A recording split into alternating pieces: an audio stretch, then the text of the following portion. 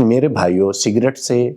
نسوار سے، حقہ پینے سے انسان کا وضو نہیں ٹوٹتا، لیکن چونکہ ان چیزوں سے انسان کے منہ کے اندر تھوڑی سمیل پیدا ہو جاتی ہے، اس لیے یہ ضروری ہے کہ ہم جو ہے وہ کم سے کم کلی کر لیں۔ لیکن میرے بھائیوں، اگر کوئی وضو کرے گا تو اور بھی زیادہ بہتر ہے، اور بھی اچھا ہے۔ لیکن اگر کوئی وضو نہیں کرتا، محض کلی کرتا ہے، جس کی وجہ سے جو سگریٹ پیا اس کی بو ختم ہو گئی، اسی طرح حقہ پیا اس کی بو ختم ہو گئی، اسی طرح نسوار رکھی اس کی بو ختم ہو گئی، اسی طرح انسان اگر کلی کر لے اور اس کے منہ کی بو ختم ہو جائے تو وضو کرنا ضروری نہیں رہتا، لیکن بہتر یہی ہے کہ انسان وضو کر لے۔ فتویٰ ملاحظہ فرمائے، فتوے میں حوالہ موجود ہے